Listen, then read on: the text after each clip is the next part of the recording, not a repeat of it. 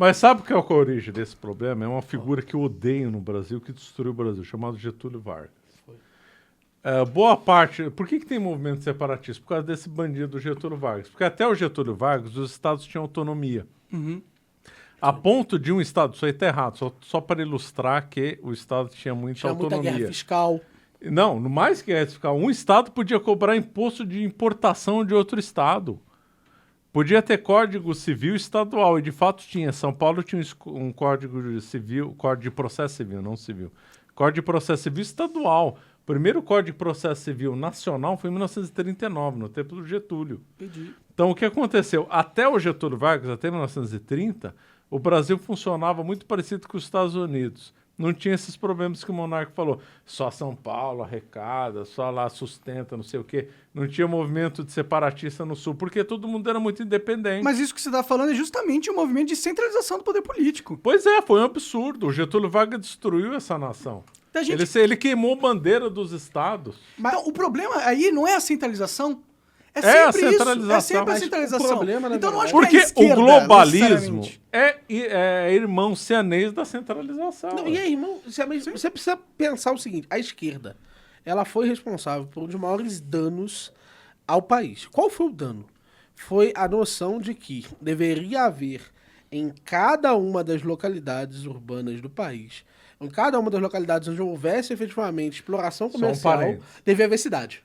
Mas esse discurso de esquerda não foi só da esquerda, não. Não, concordo. Mas muito a esquerda, na figura do muito JK... direitista hoje defende aquele bandido do Getúlio Vargas. Sim, concordo. Eu Agora, concordo em pode absoluto. continuar. Mas teve esse processo efetivo de dizer, tem que ter cidade aqui. E quando você faz uma cidade em um local que tem 2.000 pessoas, você está criando uma cidade artificial. Você está levando as pessoas a estarem naquela localidade. Porque você está criando incentivos artificiais às custas das outras pessoas. Então, o processo de organização urbana passa a ser um processo que não é mais um processo de aonde está efetivamente a necessidade humana é para onde vou estar. É que é uma engenharia política que eles fazem na canetada, né? Eles acham que a canetar ajuda tudo. Em vez de construir. Porque dá para construir uma cidade. Você abre uma mina, pega uma mina de ouro em qualquer lugar, abre e começa a tirar dinheiro, vai, e eventualmente pessoas vão se mudar para lá. Mas e aí, sozinho, sem você provocar esse processo. Quando você quem abre a mina provoca o processo. Sim, mas veja que ele tá fazendo isso porque tem uma demanda do outro lado. E o preço que aquilo vai ter é correspondente a essa demanda. E quando você diz, não, já que tem uma exploração aqui, eu vou construir uma cidade naquele local. Você está artificialmente alterando o custo daquele produtor. E se você está artificialmente alterando, outros produtos que seriam mais importantes do que aquela mina vão deixar de ser feitos. Sim, mas isso é um problema da canetada, né? Não significa que não possa ser um movimento interessante para o país formar novas cidades. Isso, exato. A cidade ela tem que existir aonde ela realmente precisa existir. Então, ela mas é que você chegou num ponto que o Brasil perdeu uma coisa que era muito clara. Antigamente era conceito local, regional, nacional, né? Local é mais vinculado à cidade, o regional ao estado e o conceito de nação. Um equilíbrio harmônico e proporcional entre as duas entidades. Você via que no tempo, quando nascia uma... Como é que nascia uma cidade no Brasil colônia?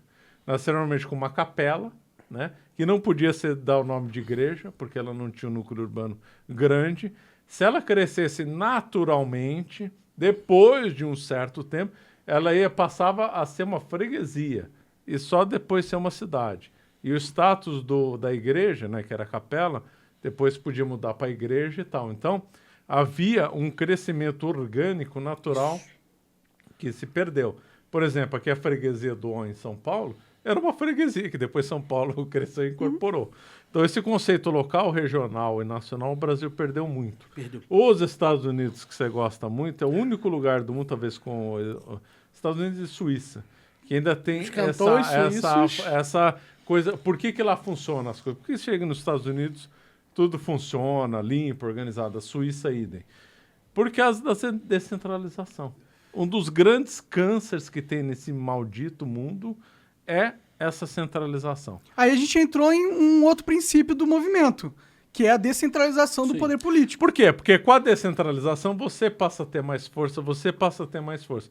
Se é tudo lá em Brasília, que força que nós temos? Nenhuma. Agora, se fosse o poder local, aí eu tenho para brigar com o prefeito, para brigar com tinha entidade nos Estados Unidos tem entre o prefeito e o governador, Isso, que é o condado. Exatamente. Isso. Se você tem mais esferas Inclusive, intermediárias de poder... foi invenção lá da Pensilvânia. Porque na Pensilvânia, o William Penn era um cara pobre, assim, bilionário para a época, mas pobre no sentido de não tinha dinheiro suficiente para ser proprietário. É que ser proprietário é uma coisa Ele extremamente ganhou cara, como Exato. quitação de dívida a Pensilvânia, né? E aí, como ele não tinha dinheiro suficiente para fazer aquele processo e ainda manter esses negócios no mundo todo, ele foi meio que deixando ali. E aí, o que aconteceu? Ele não tinha informação suficiente. E aí, ele começa a formar os condados e começa a ter um conselho que foi criado naturalmente, que comunica de vez em quando quais eram mais ou menos os acontecimentos ali. Até 1690, quando aí teve a Revolução Gloriosa, e ele recebeu um baita esporro, dizendo, não pode fazer isso aqui. Então, mas isso é inspirado no mundo feudal. O Brasil teve uma versão do condado, sabe qual foi? A Sesmaria. A Sesmaria, é verdade. Sesmaria. O Brasil a gente era inspirado no modelo americano de descentralização, né? Não, Parece. até a proclamação da República, não. Era um modelo com uma certa herança feudal. Depois, aí com inspiração americana. O próprio modelo de capitães donatários tinha um certo vínculo ali com uma noção de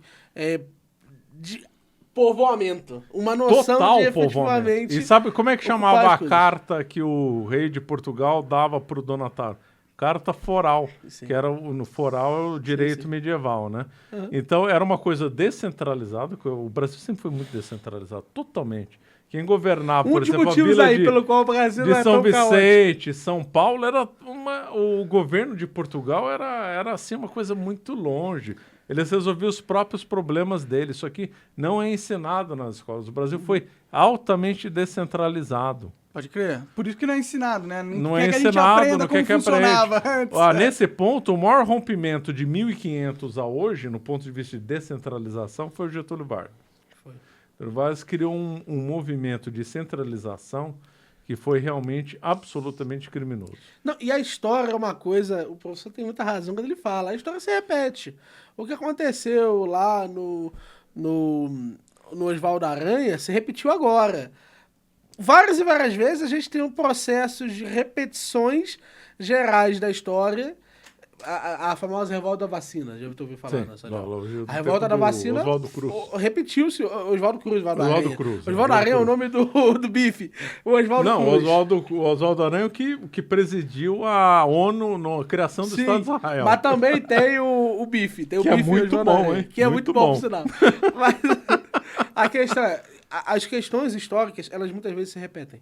Aquilo que aconteceu na revolta da vacina se repetiu recentemente. Então, se você tem um certo domínio histórico, você consegue ver os processos repetindo e você ganha certa habilidade de predição mesmo das coisas. Mas não dividir, porque eles continuam se repetindo, né? Não, isso aí foi o senhor que disse. Foi o senhor que me lembrou disso aí. Na aula sobre Estados Unidos, inclusive.